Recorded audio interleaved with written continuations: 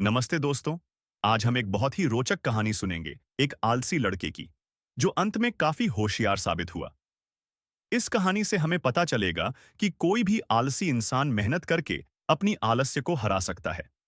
लेकिन बस इतना ही नहीं, इस कहानी के दौरान हम कुछ नए शब्द भी सीखेंगे और उनसे वाक्य बनाना भी सीखेंगे। इससे हम मजे मजे में अंग्रेजी का अभ्यास भी करेंगे। तो अंत तक जरूर बने रहिए। कहानी शुरू होती है। बहुत समय पहले एक छोटे से गांव में रायन नाम का एक लड़का रहता था। वह अपने माता पिता के साथ शहर के किनारे एक छोटे से घर में रहता था। रायन बहुत आलसी था। हर दिन वह अपने पिता की खेतों में मदद करता, लेकिन उसका काम सिर्फ यह था कि जो चिड़ियाओं आकर धान की फसल खाती, उन्हें भगाना। ज्यादातर लोग डंडे या गुलेल का इस्तेमाल करते थे, लेकिन रायन इतना भी मेहनत नहीं करना चाहता था। उसने खेत के अलग अलग हिस्सों में लकड़ी के खंभे गाड़ दिए और उन्हें रस्सियों से जोड़ दिया।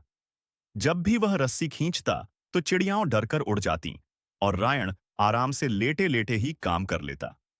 उसका पिता उसकी आलस्य से थोड़ा परेशान था और सोचता था, अगर मुझे कुछ हो गया तो रायन सारा काम कैसे करेगा। लेकिन चूंकि रायन अपना काम किसी न किसी तरह पूरा कर लेता, पिता ने कभी उस पर गुस्सा नहीं किया। एक गर्मी के मौसम में उसके पिता बहुत बीमार हो गए। अब पूरा खेत संभालने की जिम्मेदारी रायन पर आ गई। उसने कोशिश की, लेकिन मेहनत का आदी न होने के कारण कुछ ही हफ्तों में फसल सूखने लगी और वह बचा नहीं पाया। रात को रायन आकाश में तारों को देखता हुआ सोचने लगा, क्यों मैंने कभी मेहनत नहीं की। आज मेरी वजह से हमारे परिवार की सारी उम्मीदें खत्म हो गईं। अगली सुबह गांव में शोर हुआ। रायन जाकर देखता है तो एक सिपाही राजा के महल से आया था।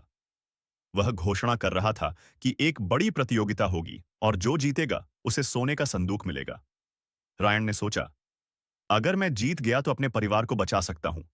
उसने बिना सोचे प्रतियोगिता में भाग लेने का फैसला किया।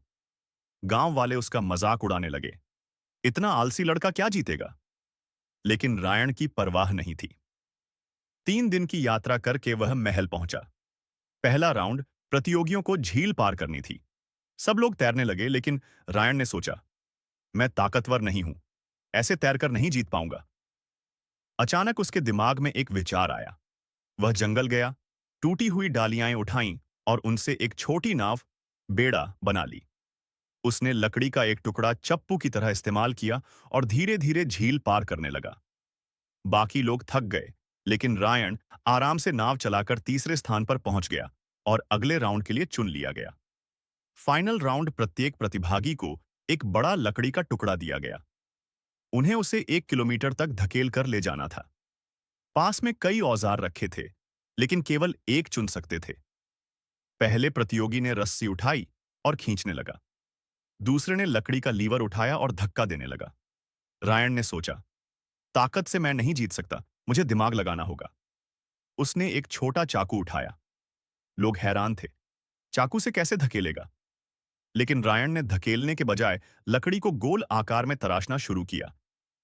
1 घंटे में उसने लकड़ी का गोला बना दिया। अब भारी लकड़ी की जगह एक गेंद थी, जिसे वह आसानी से घुमाकर लुढ़काता हुआ ले गया। बाकी लोग संघर्ष करते रह गए और रायन सबसे पहले फिनिश लाइन पार कर गया। भीड़ जोर जोर से चिल्लाने लगी। किसी ने सोचा भी नहीं था कि आलसी लड़का जीत जाएगा।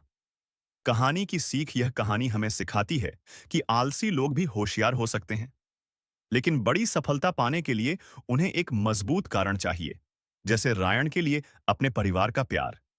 इसलिए जब भी आपको आलस आए, अपने परिवार, अपने सपनों या दूसरों को साबित करने जैसा कोई बड़ा लक्ष्य सोचिए। यह आपको मेहनत करने की प्रेरणा देगा। और हाँ, आज हमने कहानी के साथ साथ नए शब्द और वाक्य भी सीखे। याद रखिए, अंग्रेजी सीखना मजेदार हो सकता है अगर आप नियमित अभ्यास करें। तो सीखते रहिए, बढ़ते रहिए। धन्यवाद।